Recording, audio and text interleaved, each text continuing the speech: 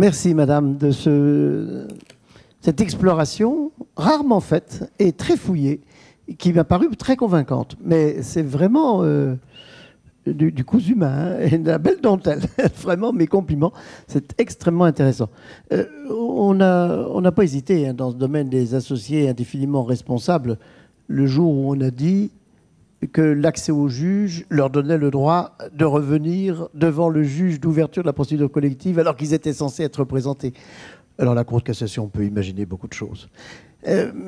Alors je donne la parole à Frédéric Dourneau, au professeur Frédéric Dourneau, sur le contournement des règles régissant le transfert des actions d'une société. Encore un contournement. Je vous remercie, Monsieur le Président. La question de l'instrumentalisation, comme cela a déjà été souligné abondamment depuis le début de ce colloque, est susceptible de deux acceptions. La première correspond à un sens neutre, non axiologique. Instrumentaliser, c'est considérer quelque chose comme un instrument. Le deuxième sens a une connotation moins honorable.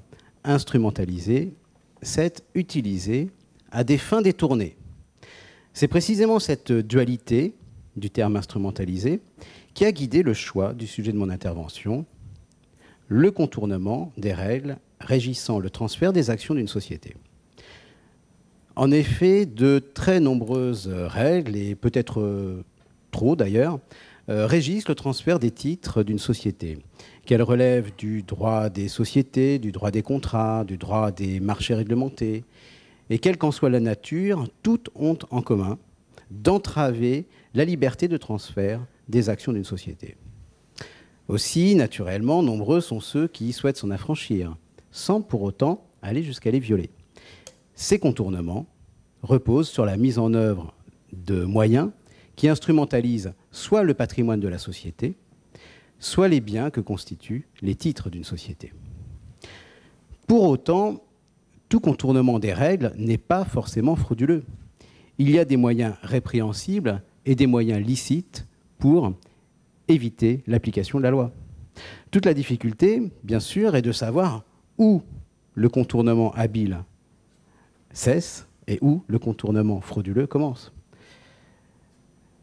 Dans une note restée célèbre du professeur Bruno Aupetit sous l'arrêt Barilla, il était souligné combien l'exemple des contournements des règles qui régissent les cessions d'actions est emblématique de cette difficulté. L'enjeu du débat, écrivait le professeur Aupetit, est d'une extrême importance dans toutes ces hypothèses.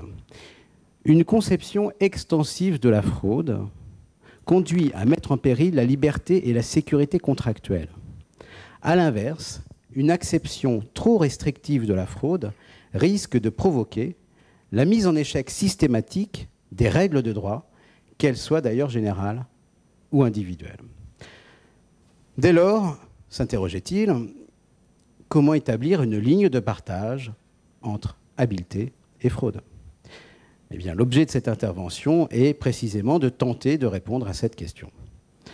Et pour cela, je vais faire fi des usages universitaires et procéder en 3 temps. D'abord, j'indiquerai quelques méthodes de contournement tirées de la jurisprudence. On verra ensuite que la conception classique de la fraude, centrée sur l'intention frauduleuse, ne permet pas de distinguer le contournement habile du contournement frauduleux.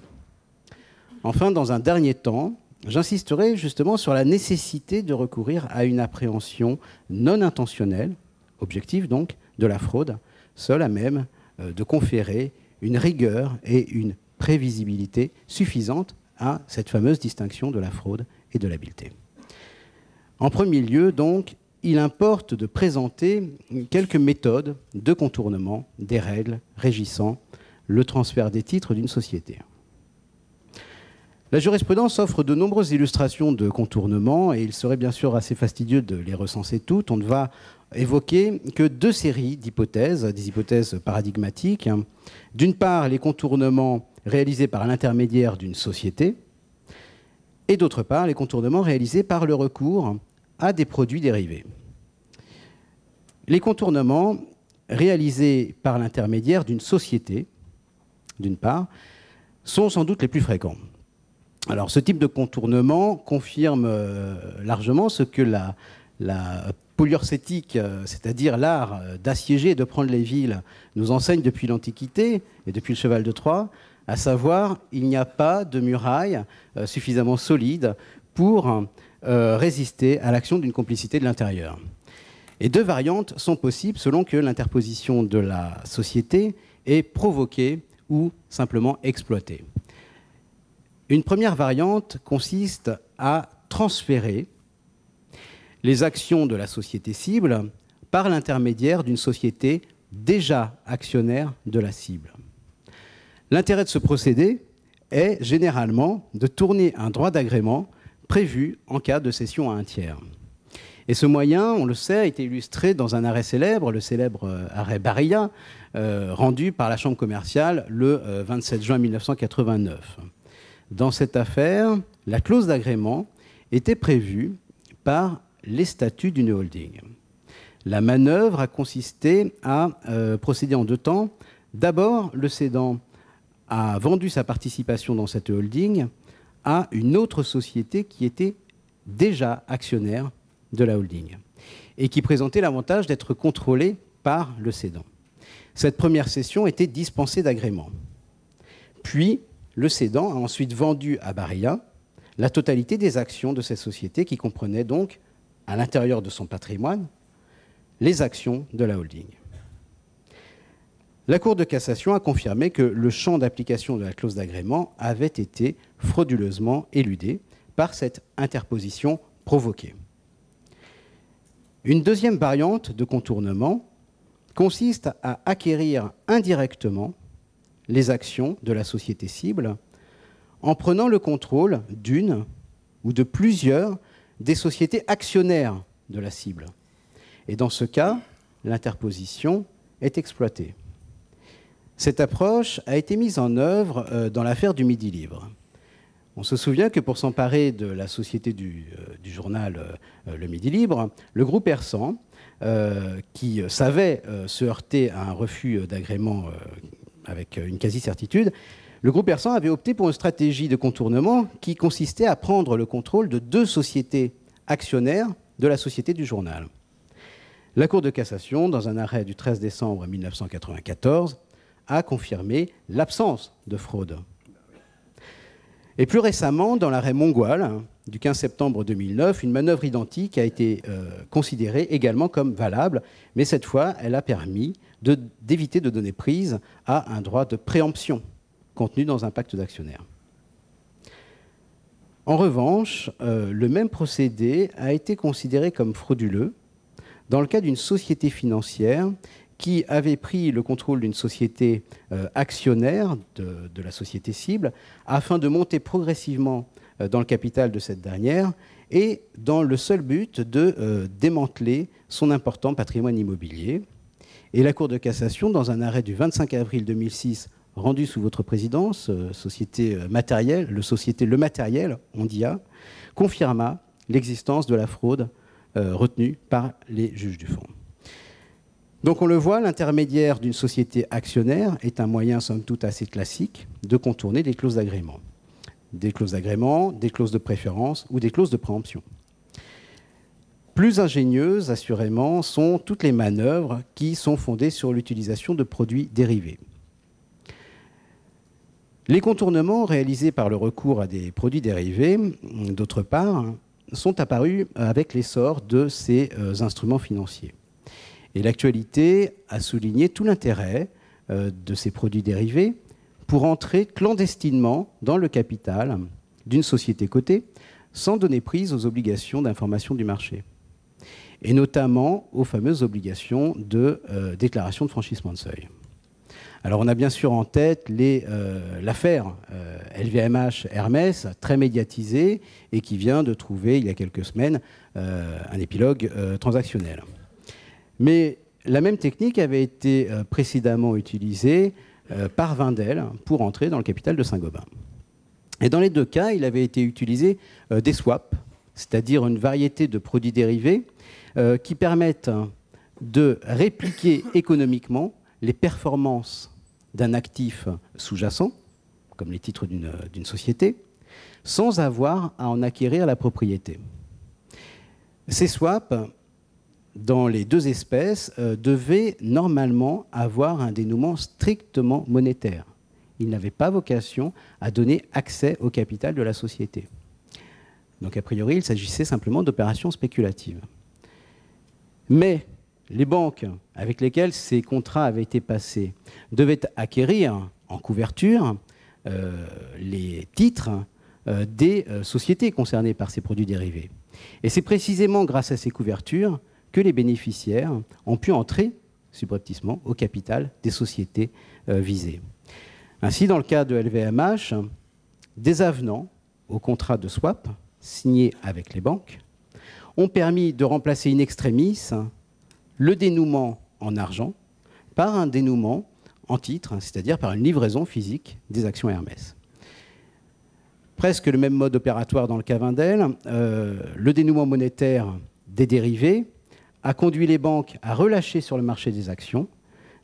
Ces actions ont été immédiatement achetées par Wendel, avec en plus les financements qui avaient été mis en place par les banques. Dans les deux espèces, les règles d'information du marché ont été éludées dès le début de la manœuvre et n'ont trouvé à s'appliquer que lorsqu'il était trop tard. Donc on le voit, qu'elles soient classiques ou modernes, ces manœuvres de contournement sont légion. Et au grief de fraude qui est systématiquement invoqué, la réponse des juges est assez variable. Et ce, même pour des procédés similaires. Alors bien sûr, il y a à chaque fois les circonstances de chaque espèce. Mais au-delà de ces considérations, on constate que la conception classique de la fraude qui est retenue ne rend pas suffisamment compte des raisons pour lesquelles la fraude est tantôt admise, tantôt écartée. Aussi, il convient maintenant, en second lieu, de montrer l'inaptitude de la conception classique de la fraude à distinguer le contournement habile du contournement frauduleux. Cette conception classique de la fraude, largement admise par la doctrine et par la jurisprudence, a été théorisée par le professeur José Vidal il y a maintenant plus de 50 ans. Et on le sait, elle repose sur 3 critères. Une règle obligatoire, un moyen efficace et une intention frauduleuse. Alors envisageons ces 3 critères au regard de la question du contournement des règles régissant le transfert des actions d'une société. D'abord, le critère de la règle obligatoire. Que la fraude soit toujours dirigée contre une règle obligatoire n'est pas douteux. À vrai dire, cela relève même de l'évidence, car évidemment, seul un fou irait frauder une règle qu'il est libre de ne pas appliquer. Donc, on trouve des contournements dans ceux que nous avons déjà évoqués, qui visent à éviter l'application d'une règle légale, statutaire, contractuelle ou encore réglementaire. Ensuite, l'exigence d'un moyen efficace.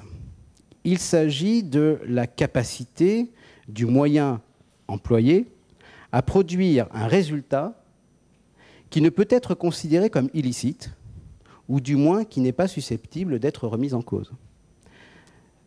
La question de la fraude ne se pose, en effet, que lorsqu'il n'est pas possible d'établir une violation de la loi. Et ce, même en l'interprétant extensivement. Dans le cas des contournements que nous avons évoqués, il est souvent soutenu devant le juge, et ce avant même que le grief de fraude soit invoqué, que le contournement constituait une violation de la loi. C'était le cas dans l'affaire du Midi Libre, où la loi sur le statut juridique de la presse de 1986 avait été convoquée. Même chose dans l'arrêt Mongoal, plus récent, le demandeur considérait la manœuvre réalisée comme une violation de la clause du pacte d'actionnaires qui énonçait, il est vrai, que le droit de préemption s'appliquera à toutes les aliénations par quelque mode que ce soit, par transfert direct ou indirect. La clause était quand même suffisamment large. Et donc, il y avait là une possibilité éventuelle pour le juge d'interpréter cette clause de manière extensive pour non pas rechercher la fraude, mais peut-être caractériser une violation de la loi. Donc l'interprétation extensive par le juge de la règle éludée peut parfois aboutir à retenir sa violation directe, ce qui, dans ce cas, évacue la question même de la fraude. Là où il y a violation de la loi, la question de la fraude ne se pose pas. Pour autant, ces deux éléments donc la règle obligatoire et le moyen efficace, ne sont pas des critères de la fraude. En réalité, il ne s'agit là que de conditions nécessaires. Les pénalistes parleraient même de conditions préalables pour envisager la possibilité d'une fraude. Le fait qu'il ne soit pas possible de retenir la qualification de fraude en l'absence de ces éléments ne permet pas pour autant de considérer que leur présence en entraîne la qualification. Autrement dit, le constat qu'une règle obligatoire a été tournée grâce à un moyen efficace oblige seulement à rechercher l'existence d'une fraude, mais n'a aucune utilité pour la caractériser positivement. Donc finalement, reste le critère de l'intention frauduleuse. Toute la conception classique de la fraude, celle qui est mise en œuvre par la jurisprudence, qui est admise par la doctrine, repose sur ce seul critère. Que la fraude suppose que le fraudeur ait eu l'intention de la commettre, là encore c'est évident. Pour autant, est-ce là le critère caractéristique de la notion? Assurément pas. Deux séries d'arguments, théoriques et pratiques, montrent que l'intention frauduleuse n'est pas un critère opérant. Sur le plan théorique, tout d'abord, le raisonnement fondé sur l'intention frauduleuse n'est qu'une tautologie. Affirmer que la fraude se caractérise par l'intention frauduleuse n'a pas davantage d'intérêt que d'affirmer que la marche, par exemple, se caractérise par l'intention marcheuse. C'est-à-dire qu'il n'y a pas de valeur ajoutée avec ce critère. En effet, qu'est-ce que l'intention frauduleuse? L'intention du sujet de commettre une fraude. Bien, on est bien avancé. Mais comment qualifier une telle intention si l'on ignore s'il y a eu fraude? Pour qualifier une intention de frauduleuse, il faut d'abord avoir qualifié de fraude le comportement auquel cette intention se rapporte. Il s'agit donc, logiquement, d'un critère inopérant. L'intention frauduleuse ne peut jamais qu'être déduite de la qualification préalable de fraude et non l'inverse. Sur le plan théorique, toujours, une autre critique tient à la nature du contrôle exercé. Le principe, Fraus omnia corrompit, assure un contrôle de licéité. Or, de même qu'il n'est pas requis une quelconque intention pour caractériser la violation de la loi, il n'y a pas lieu de retenir une quelconque intention pour caractériser la fraude. La théorie de la fraude n'a pas vocation à défendre l'ordre juridique contre les pensées déviantes des sujets de droit, mais contre les actes par lesquels ceux-ci lui portent atteinte. Et le doyen Carbonnier avait fortement exprimé cette idée en disant que le centre de gravité de la fraude n'est pas dans la psychologie des contractants, mais dans celle de la loi. Alors passons maintenant à la critique pratique du critère de l'intention frauduleuse.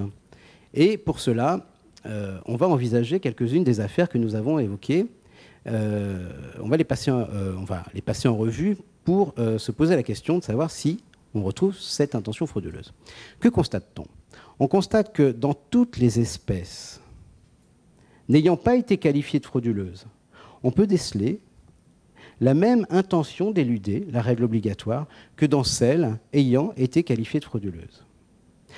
Par exemple, dans le cas du journal Le Midi Libre, il n'est pas contesté que les parties avaient la même intention d'éluder la clause d'agrément que dans l'affaire Barilla. Mais cette intention n'était pas de nature à établir l'existence d'une fraude, car l'opération en elle-même ne constituait pas une fraude. Et c'est précisément ce qu'a énoncé la Cour de cassation. La prise de participation, je cite, la prise de participation, même majoritaire dans le capital d'une ou de plusieurs sociétés actionnaires d'une autre société, ne constitue pas par elle seule une fraude ayant pour objet ou pour effet d'éluder des clauses statutaires de cette société. Autrement dit, peu importe l'intention d'éluder une règle obligatoire, dès lors que l'opération, analysée objectivement, n'avait pas cet objet ou cet effet.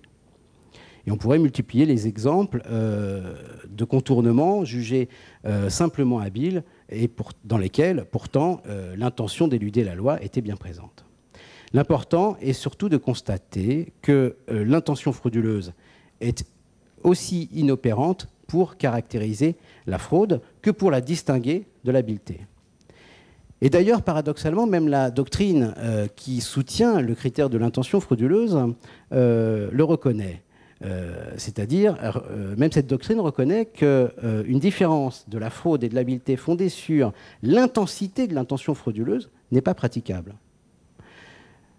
Et il y a là une véritable contradiction, car si l'intention frauduleuse est censée permettre de distinguer la fraude de la licéité ordinaire, béate, non contestable, la plus immaculée qui soit, elle devrait aussi permettre de distinguer la fraude de la version plus rouée, la version frontalière de la validité, celle que constitue l'habileté.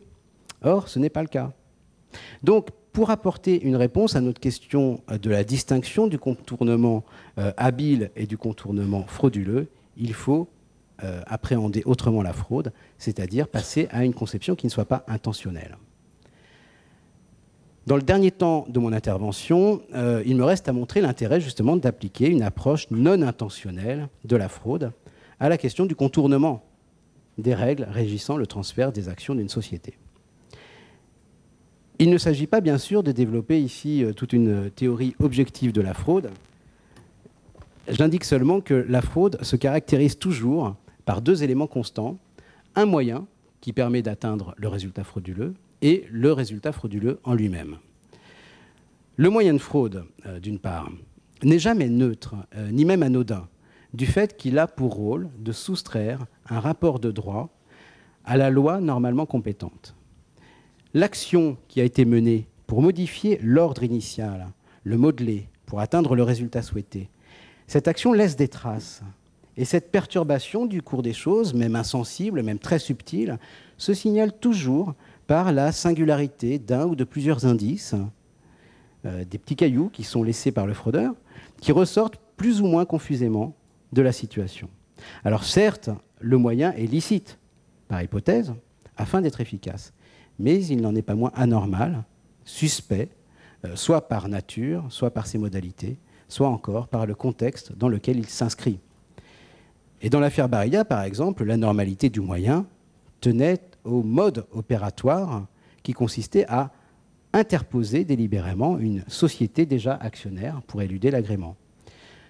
Plus récemment, dans un arrêt Bricoride du 26 février 2013, rendu au visa assez rare du principe selon lequel la fraude corrompt tout, la manœuvre visait à éluder une clause de préemption en cas de cession du contrôle d'une société. La normalité du moyen tenait ici à la combinaison de la cession d'une participation minoritaire avec une modification des statuts qui conférait au nouvel associé, pourtant minoritaire, des prérogatives quasiment identiques à celles d'un majoritaire. De même, dans les affaires Wendel et LVMH, le moyen de fraude, c'est-à-dire les contrats de swap qui avaient été utilisés, eh bien, ces contrats se singularisaient par les modalités de leur dénouement. Dans le cas de Wendel, ces circonstances anormales étaient doubles, on l'a vu. D'un côté, la concomitance entre le reclassement et l'achat effectué des titres Saint-Gobain, et puis aussi la mise en place antérieure de financements bancaires précisément afin de procéder au rachat de ces titres.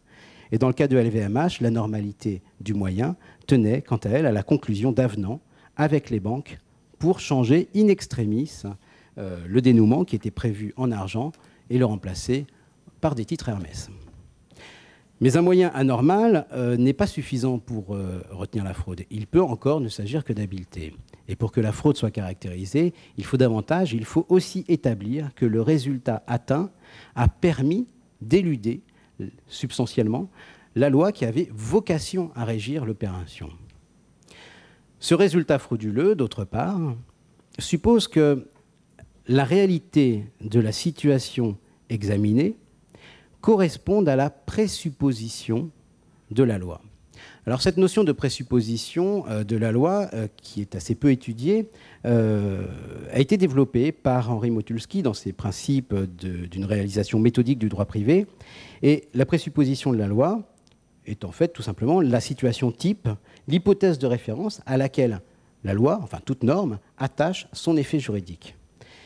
Dans l'affaire Barilla, par exemple, la présupposition de la règle était l'hypothèse de la cession des actions de la holding à un tiers. Et l'effet juridique était l'exigence d'un agrément. Le fait de placer les actions litigieuses dans le patrimoine de la société déjà actionnaire pour céder l'ensemble à l'acquéreur final, eh bien, cette opération s'analysait substantiellement, correspondait substantiellement à la présupposition de la règle éludée, car il y a bien eu, au final, la cession des titres à un tiers.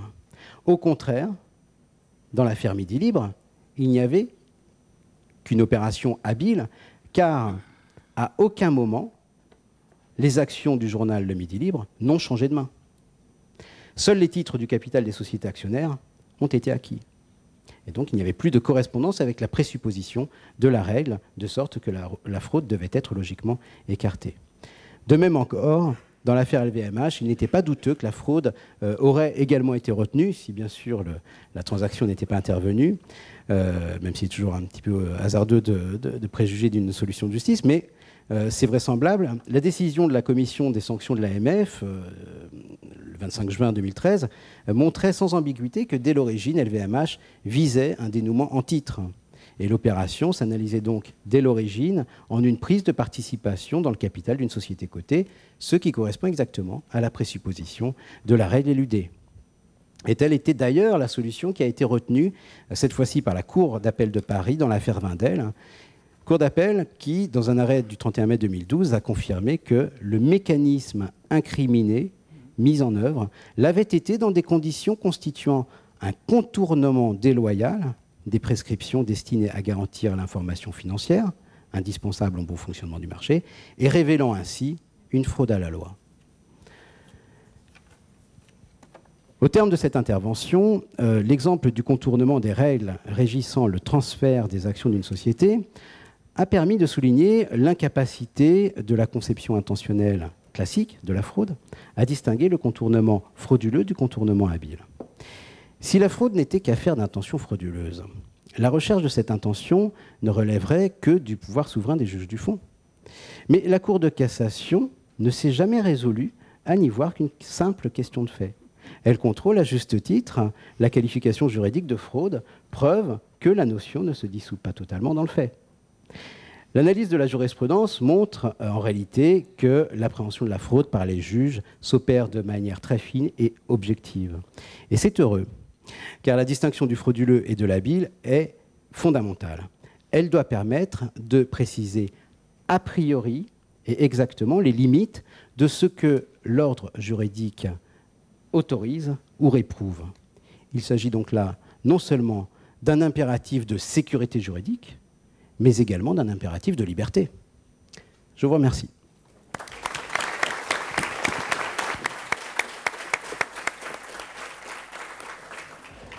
Merci, monsieur le professeur. C'était passionnant. C'était passionnant parce que vous avez démonté tous les mécanismes et je vous suis tout à fait. Ce n'est pas parce que vous approuvez la jurisprudence, c'est parce que cette appréhension objective et cette présupposition de la loi, c'est vraiment la démarche intellectuelle qu'il faut conduire. Enfin, j'en suis persuadé, mais on n'entend jamais ce genre d'exposé aussi précis, aussi bien découpé, aussi analytique, qui vous amène à considérer qu'en fait, ce n'est pas du subjectif, c'est vraiment de l'objectif. Et ça a été très, très convaincant. Merci beaucoup. On fait une pause. On fait une pause courte. Parce que là, combien 5 minutes, on leur donne 10 par bonté. Allez.